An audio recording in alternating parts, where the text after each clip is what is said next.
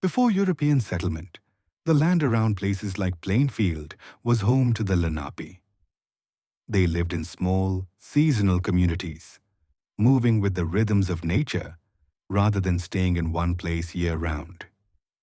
In the warmer months, they farmed crops like corn, beans, and squash. In colder seasons, they hunted deer and gathered food from the forests. Rivers and streams were central to daily life, providing water, fish, and travel routes. Their homes, called wigwams, were built from wood and bark, blending naturally into the landscape. Life was quiet, deeply connected to the land, and guided by generations of knowledge and tradition. Long before paved roads, the land around Plainfield was crossed by narrow footpaths shaped by the Lenape. These early trails followed the natural contours of the land, along ridges, beside streams, and through forest clearings, making travel quieter and more efficient.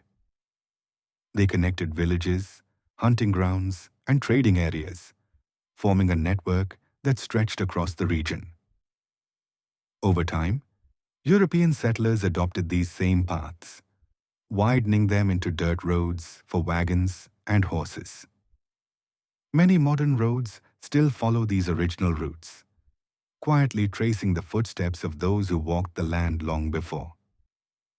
The first European settlers to arrive in the area around Plainfield came in the late 1600s, drawn by fertile land and the promise of a new start.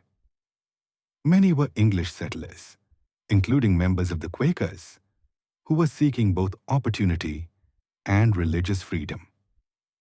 They established small farms and simple homes, often near existing trails and water sources.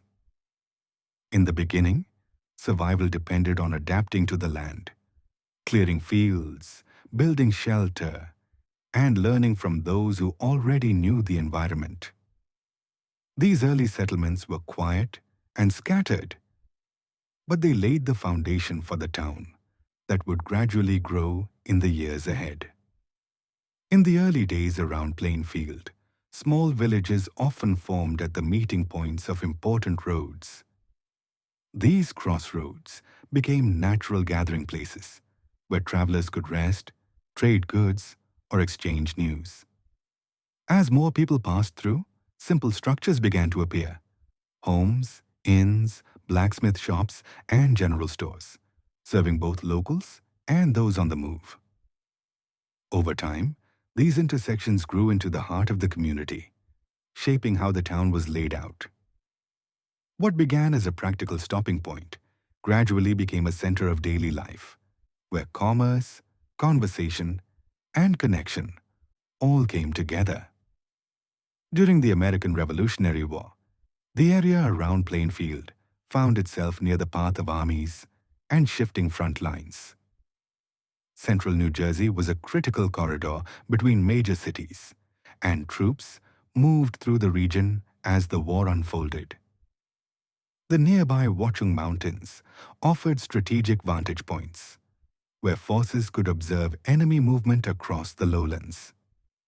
Local farms were often used to supply food and shelter, placing civilians directly in the shadow of the conflict. For residents, daily life became uncertain, shaped by the presence of soldiers, the strain on resources, and the constant awareness that the outcome of a distant war was unfolding close to home. Many ordinary residents around Plainfield took part in local militias.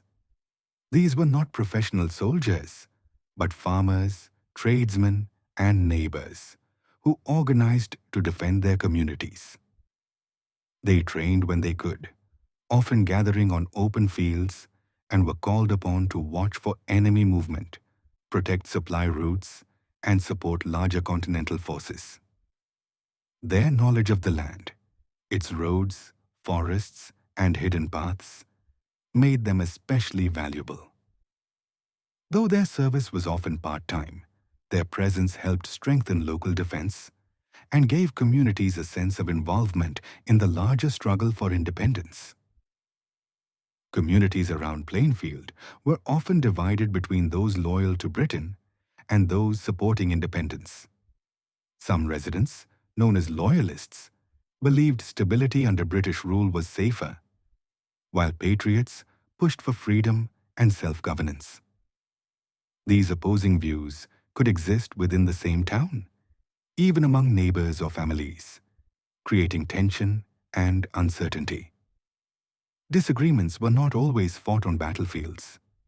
They could be felt in everyday interactions, trust, and allegiance. In this way, the larger conflict of the war was reflected on a smaller scale, shaping the social fabric of the community during a time of deep division. Over time, the area around Plainfield gradually shifted from a quiet farming landscape to a more suburban community.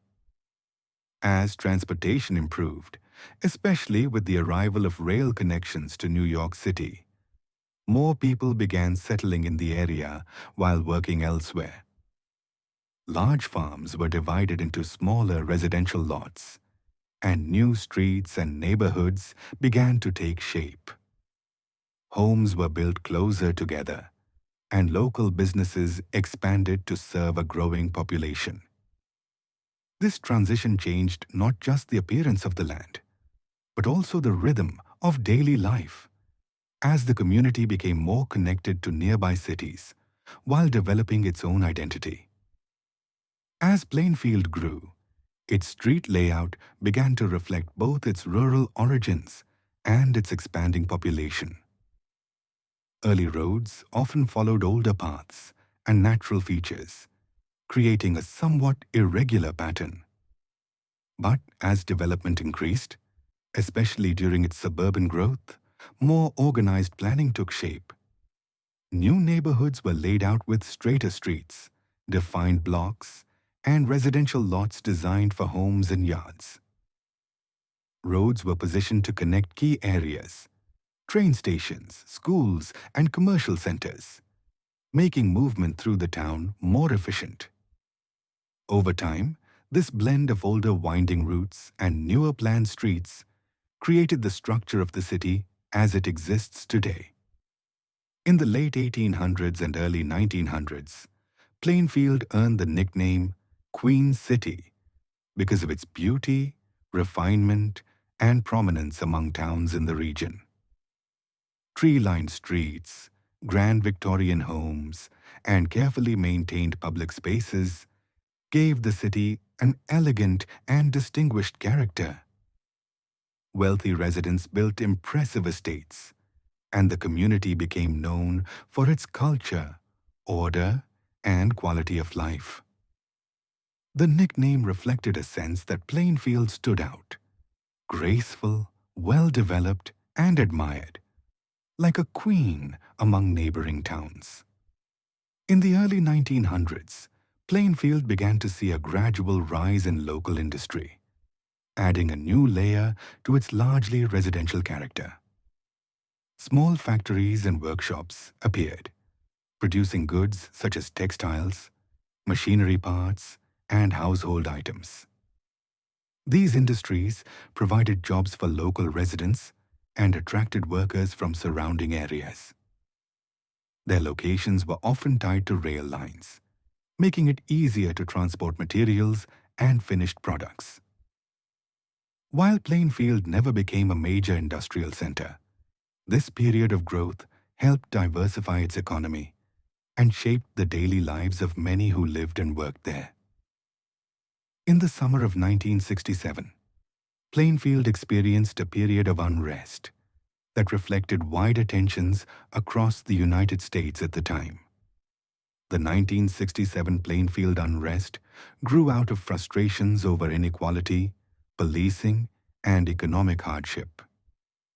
What began as protest escalated into several days of disruption, with damage to parts of the city and the presence of the National Guard. For residents, it was a deeply unsettling moment that changed how the community saw itself. In the years that followed, the city faced economic challenges and a period of decline, but also efforts to rebuild, reflect, and move forward, shaping Plainfield's identity in lasting ways.